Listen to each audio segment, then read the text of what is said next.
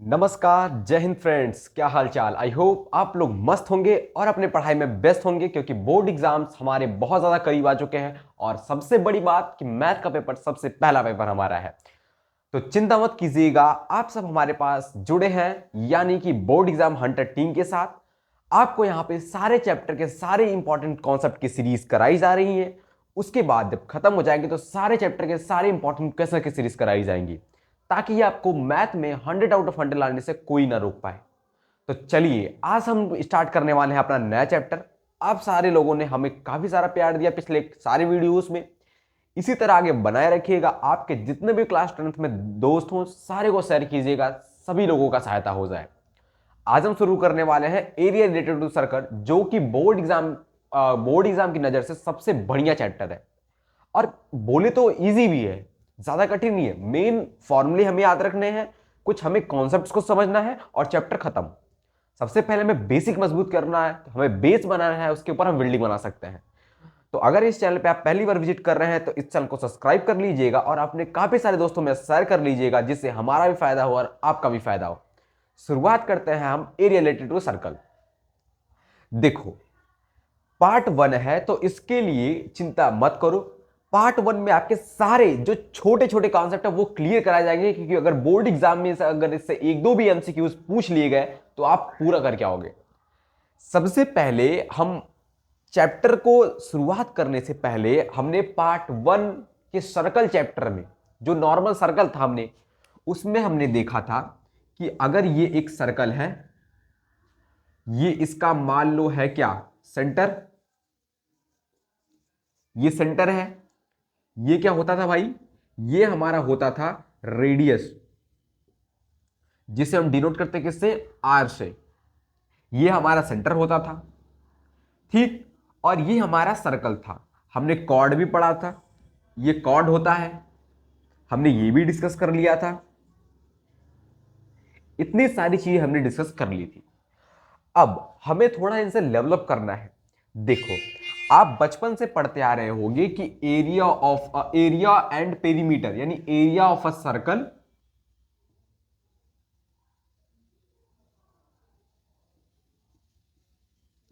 और perimeter of a circle, ये सब बचपन से पढ़ते आ रहे हो।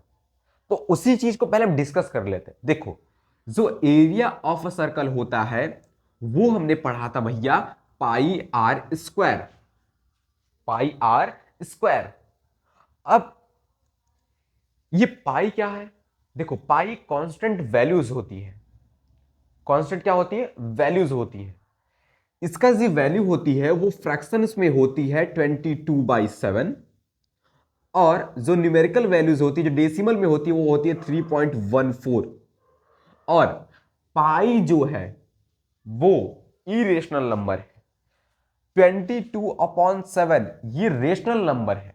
3.14 जो इसकी वैल्यू पॉइंट्स में, वो भी इरेशनल है।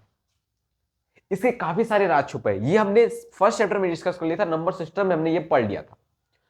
तो हम जानते हैं कि जो एक एरिया होता है एक सर्कल का, वो होता है पाई आर स्क्वायर, और जो पेरीमीटर होता है वो होता है 2 पाई आर। अब कई सारे ऐसे मेरे दोस्त हैं जो इसमें भी गलती कर जाते हैं। अरे भाई कुछ नहीं, जहां पर एरिया की बात होगी वहां आर स्क्वायर का काम होगा, और जहां पे पेरीमीटर की बात होगी वहां पाई आर की बात होगी। 2 पाई आर, समझ गए। ये छोटे से फॉर्मूले। अच्छा, एक बेसिक बात हम आपको यहां पे बता देते हैं, जो काफी सारे यूट्यूबर नहीं बताएंगे, काफी सारे टीचर आपको नहीं बताएंगे, और वो जानना लिए आपके लिए जरूरी है, क्योंकि उस चीज से आपके सारे फिगर में हेल्प मिल जाएगी। देखो, एरिया क्या होता है, किसी भी फिगर का एरिया हम कैसे निकालते हैं। हम पूछे कि एरिया को डिफाइन करो तो क्या डिफाइन करोगे। अगर हम इसको शॉर्ट फॉर्म में डिफाइन करना चाहे एरिया को, तो देखो ये एक हमारा सर्कल है। इस सर्कल के अंदर जितना मटेरियल आ सकता है, जितनी भी कोई चीज आ सकती है, या जितना वाटर फील हो सकता है, उसे हम बोलते हैं एरिया, ठीक। यानी ये हमारे पास मान लो एक सर्कल वाली बाउंड्रीज है, तो इसमें हम कितना कोई चीज फील कर सकते हैं वो हमारा होता है एरिया। और पेरीमीटर समझ लो कि मान लो आपका एक सर्कुलर फील्ड है, एक सर्कुलर खेत है, और उस फील्ड पे आपको बाउंड्री लगानी है। तो क्या बाउंड्री पूरा खेत में लगा दोगे? बाउंड्री तो सिर्फ बाउंड्री पे ही लगेंगी ना उस आपके फील्ड की। तो उस फील्ड के बाउंड्री पे जितनी कोई चीज, जितना वायर लगेगा, जितना उसका लेंथ होगा, उसे हम बोलते हैं पेरीमीटर। यानी पेरीमीटर जो होता है वो, इस सरकमफ्रेंस को हम पेरीमीटर कहते हैं। ये जो सरकमफ्रेंस है इसको हम पेरीमीटर कहते हैं। एरिया क्या होता है कि इसके अंदर कितनी चीजें आ सकती हैं, वो होता है एरिया। समझे यहां तक? तो हमें ये डिस्कस नहीं करना था। डिस्कस में हमारा ये है कि जो एरिया होता है वो पाई आर स्क्वायर होता है, पेरीमीटर क्या होता है 2 पाई आर। लेकिन हाँ, ये याद रखना कि एरिया कैसे फाइंड आउट होती है, पेरीमीटर कैसे फाइंड आउट होता है, आपको सारे फिगर्स में हेल्प करेगा। सरफेस एरिया एंड वॉल्यूम आ रहा है ना, सारी चीजें इसी पे चलेंगी, एरिया और पेरीमीटर्स पे। वहां जो एरिया को वॉल्यूम बोल देता है, और जो ये पेरीमीटर से यहां पे निकाल रहे उसको CSA TSA total surface area and curve surface area बोल देता है, लेकिन कॉन्सेप्ट सेम ही लगता है। तो हमें इस में हमें ये ध्यान देना था कि एरिया ऑफ अ सर्कल क्या होता है, पेरीमीटर ऑफ अ सर्कल क्या होता है। अच्छा, एक चीज हमने और लिखा है, area of a quadrant. Quadrant का मतलब होता है 1/4, किसी चीज का फोर्थ पार्ट। तो बताओ पहले एरिया ऑफ अ सर्कल क्या होता है? भैया एरिया ऑफ अ सर्कल होता है पाई पाई आर स्क्वायर। कुछ लोग पाई ऐसे भी बनाते हैं, ठीक है, ये भी पाई है, और ऐसे पाई बनाते हैं, हम ऐसे बनाते हैं, कुछ लोग ऐसे बनाते हैं। तो पाई आर स्क्वायर का फोर्थ पार्ट, इसको हम बोलते हैं एरिया ऑफ अ क्वाड्रेंट। यानी कभी भी किसी भी फिगर का अगर एरिया ऑफ अ क्वाड्रेंट बोला, या एरिया ऑफ अ सर्कल का क्वाड्रेंट निकालने के लिए बोला, फिर एरिया ऑफ किसी फिगर का क्वाड्रेंट निकालने के लिए बोला, तो अपॉन 4 कर देना, क्योंकि वो 1/4 पार्ट के बराबर होता है। समझ गए? अब एक छोटा सा हम एग्जांपल ले लेते हैं। देखो, हमें एरिया या पेरीमीटर निकालने के लिए क्या चाहिए? सोचो, बस हमें एक रेडियस चाहिए कि नहीं चाहिए? और कुछ चाहिए हमें? और तो भैया हमें कुछ नहीं चाहिए, बस हमें रेडियस ही चाहिए। रेडियस ही चाहिए आपको ना। अच्छा, मान लो हमारे पास रेडियस दिया है 2, तो हमने पूछा कि इसका एरिया क्या होगा। तो फॉर्मूला लगा दो भाई, पाई आर स्क्वायर। पाई की वैल्यू है 22/7 इंटू रेडियस कितना है 2, लेकिन यहां पर 2 का स्क्वायर यानी 2 इंटू 2, 2 2 जा 4, 4 2 जा 8, 88/7 इसका आ जाएगा एरिया। और अगर ये मीटर में दिया है तो ये मीटर स्क्वायर में लिख के आना, बिना यूनिट के मत लिखना, नहीं तो बोर्ड एग्जाम में आपके मार्क्स पक्के कटने हैं। छोटे से छोटे चीज को ध्यान देना, यूनिट कभी मत भूलना। कोई भी सर्कल, कोई भी मैथ का फॉर्मूला लगा के कोई भी यूनिट्स निकाल रहे हो, पेरीमीटर निकाल रहे हो, एरिया निकाल रहे हो, या फिर साइंस में ही लिया जाए फिजिक्स को, तो फिजिक्स में आप कुछ भी न्यूमेरिकल कर रहे हो, लास्ट में उसका यूनिट मत लिखना भूलना। ठीक है, अब हमने बोला भाई इसका थोड़ा हमें पेरीमीटर निकाल के देख लो। तो पेरीमीटर क्या था 2 पाई आर, 2 × 22/7 इंटू रेडियस कितना है 2। चाहे फिर वही चीज आ जा रही है, 2 2 जा 4, और ये आ जाएगा 88/7। अब ये मत सोचना कि भैया जो एरिया पेरीमीटर होता है वो सेम होता है, ऐसा नहीं है। ये अभी हमारे पास ऐसा क्वेश्चन मिल गया तो आ गया तो वो ठीक है। अब बोल रहा है एरिया ऑफ अ क्वाड्रेंट, तो क्या तुम फिर से पाई आर स्क्वायर निकालोगे? नहीं भाई, हमने तो पाई आर स्क्वायर निकाल चुके हैं 88/7, तो इसको हम रख देंगे इस जगह पे। तो क्या हो जाएगा 88/7 अपॉन में 4, और इस 4 के अपॉन में कुछ था पहले से नहीं, तो इसके नीचे 1 मान लेंगे। अब देखो, अंदर का अंदर गुणा हो जाता है, बाहर का बाहर, तो 88 1 जा 88, आउट 7 4 जा कितना हो जाएगा 7 4 जा 28।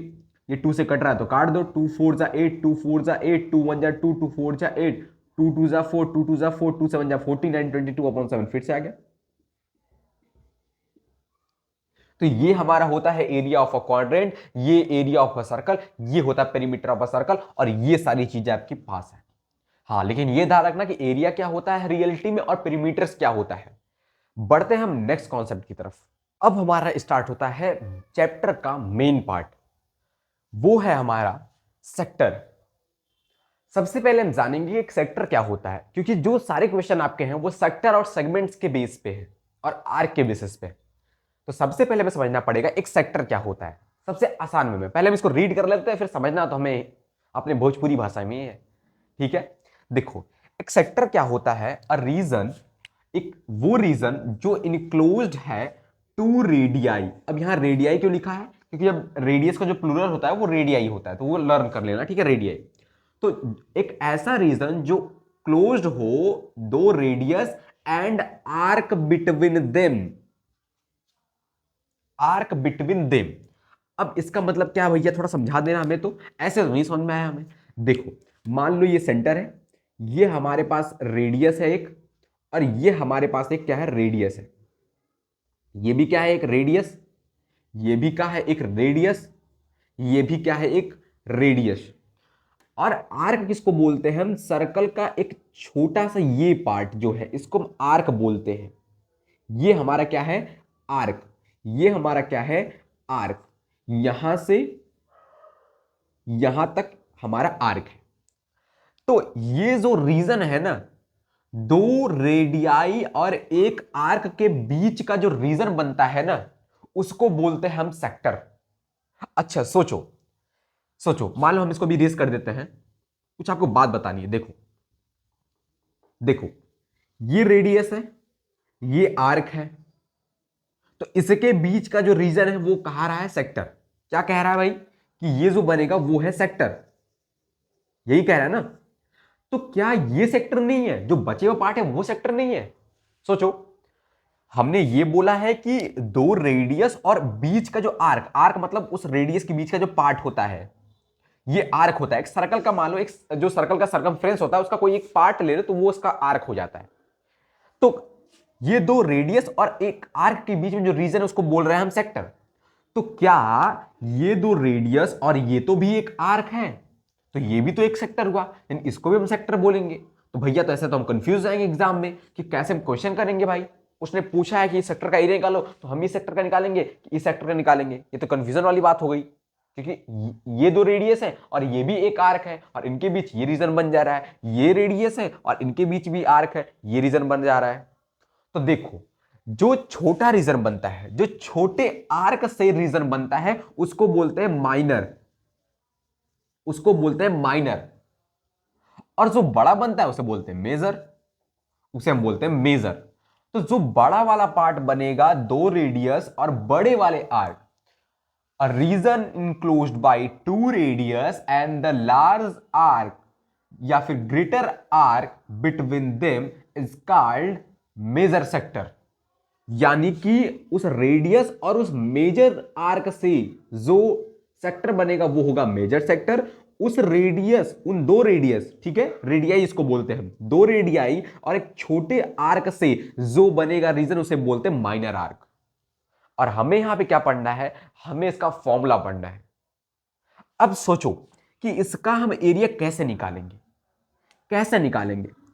तो बताओ, क्या हम जानते हैं कि जो 360 डिग्री की वैल्यूज होती है, 360 डिग्री की वैल्यूज होती है, यानी डिग्री यानी एंगल को हम किस में दर्शाते हैं? थीटा की। यानी 360 थीटा की जो वैल्यूज होती है वो क्या होती है? पाई आर स्क्वायर। कि ये होती है, क्योंकि हम यहां पर सेक्टर की बात कर रहे हैं, और सेक्टर क्या है? इस बीच का रीजन। ये हमने इसका लेंथ नहीं मेजर करना है। अगर हम इसका लेंथ मेजर करने लगेंगे तो हमें फॉर्मूला कौन सा रखेंगे? कौन सा? 2 पाई आर। हमें इसका रीजन निकालना है। हमने भी बताया कि किसी भी फिगर के अंदर कितनी चीजें फील हो सकती हैं उसे हम बोलते हैं एरिया। तो यहां पे बोला इस रीजन को, जो इसके अंदर का रीजन है, जो ये बड़ा वाला रीजन है, यानी ये इसकी बात हम कर रहे हैं, जो ये रीजन है इसकी बात कर रहा है, तो यानी तो ये तो एक तरह से एरिया ही हो गई।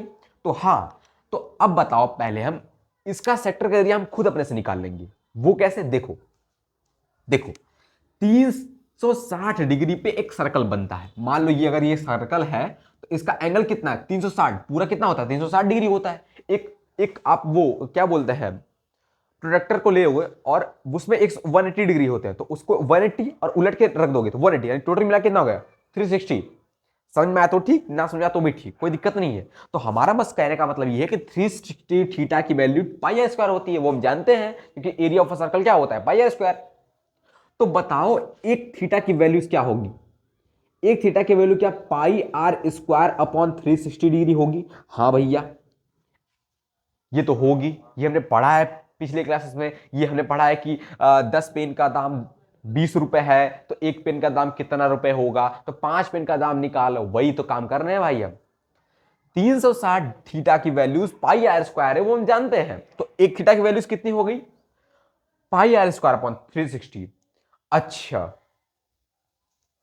तो एक सेक्टर का एरिया निकालने का जो फॉर्मूला होता है वो यही होता है क्या भाई, कि theta upon 360 into pi R square. इसको हमने थोड़ा फैला दिया, यहां पे इंटू थीटा भी रहेगा। अब थीटा क्यों रहेगा, क्योंकि हमें सिर्फ इतने ही रीजन का एरिया निकालना है, तो इस पूरे 360 में से ये कितना एंगल फॉर्म कर रहा है वो हमें पता रहना चाहिए।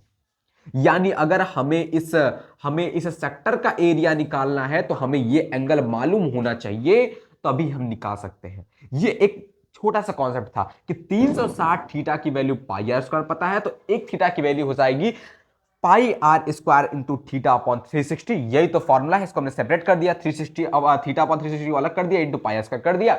आपके सामने फॉर्मूलाज है। यानी हमें एक सेक्टर के एरिया को निकालने के लिए हमें एक एंगल की जरूरत होगी और हमें रेडियस की जरूरत होगी। तो हम इससे निकाल सकते हैं क्या, सेक्टर, और माइनस सेक्टर मेजर सेक्टर आराम से निकाल सकते हो। मान लो अगर हमें माइनस सेक्टर का जो एंगल दिया है, ये माइनस सेक्टर का, माइनर तो यही है ना छोटा, जो छोटे आर्क से बन रहा है वो माइनस सेक्टर हो जाएगा। मान लो हमें दे दिया है 70 डिग्री, तो ये पूरा कितना है 360, जिसमें से माइनर कितना है 70, तो ये बाहर वाला कितना हो जाएगा, तो 360 माइनस 70 यानी कि 290 डिग्री। तो अगर मेजर का निकालना है तो यहां पे थीटा की जगह 290 रखना, अगर माइनर का निकालना है तो थीटा की जगह 70 डिग्री रखना। ये होता है एक सेक्टर का फॉर्मूला। अब हम थोड़ा सा बढ़ते हैं आगे।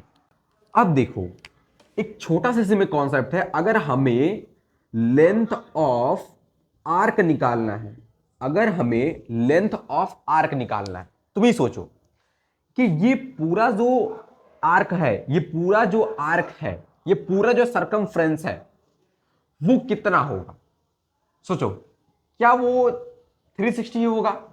अगर हम समझ के चले कि अगर हमें एक सरकमफ्रेंस ड्रॉ करना है एक सर्कल का, तो 360 होगा, पूरा 360 होगा।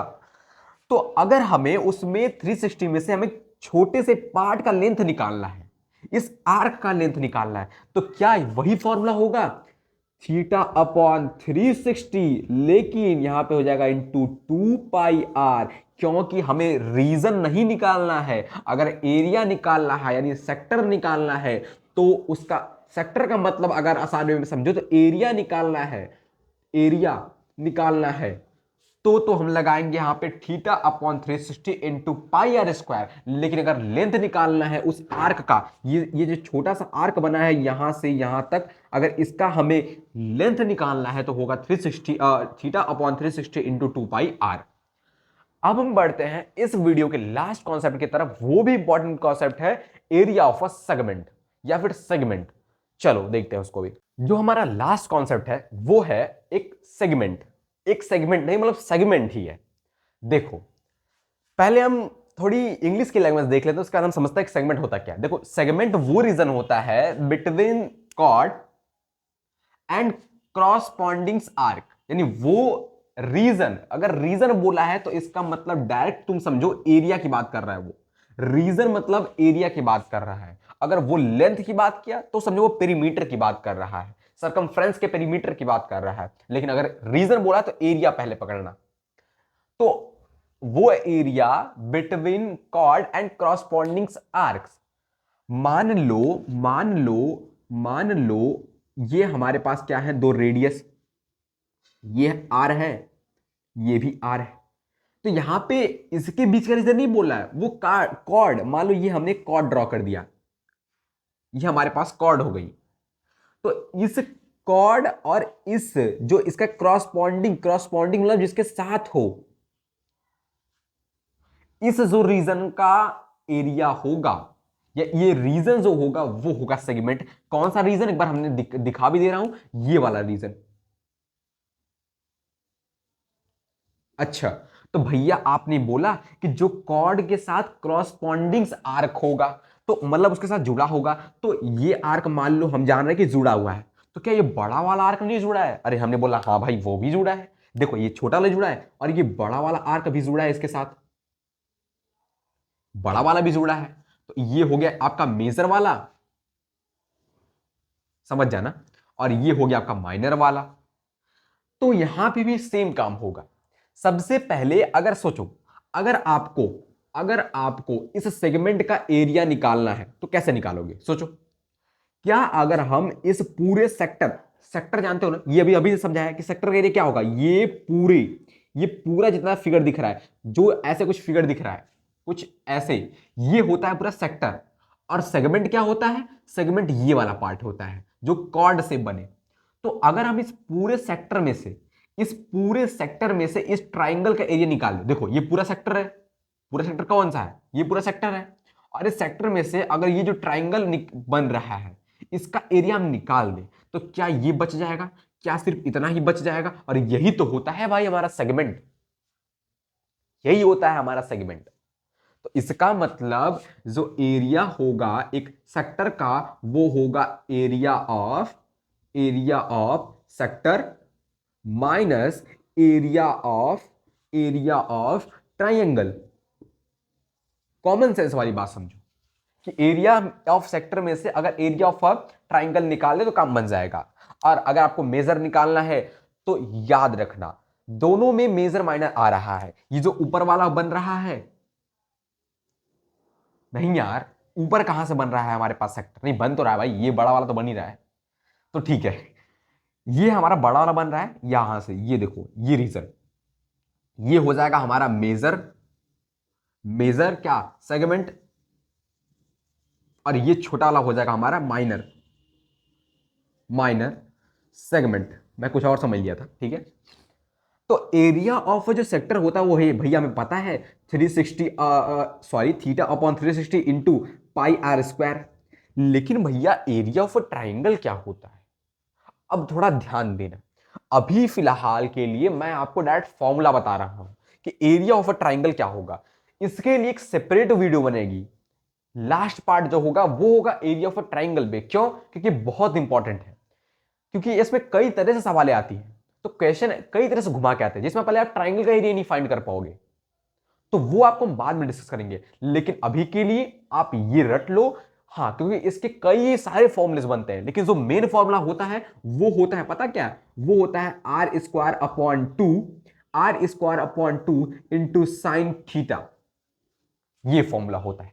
तो एरिया ऑफ अ सेगमेंट निकालने का फॉर्मूला क्या हो गया? एरिया ऑफ अ सेगमेंट निकालने का फॉर्मूला क्या हो गया? Theta upon 360 into pi R square minus r² upon 2 into sine theta. ये साइन थीटा की वैल्यू आप यहां पे रख देना, ठीक है। थीटा की वैल्यू यहां पे आप रख लेना, रखने के बाद आप आराम से निकाल लोगे। लेकिन भैया ये साइन थीटा कैसे निकलेगा ये तो नहीं समझ में आ रहा है भैया।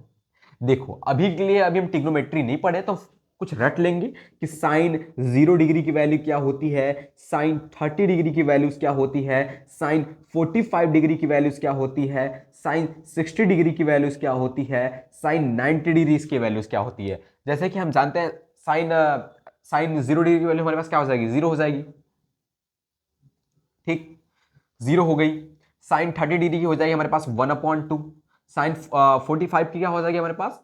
1/√2। हाँ, 1/√2। ये होगा ना कि √2/1 होगा। 0/4, 1/4, 2/4। तो हाँ यही होगा 1/√2।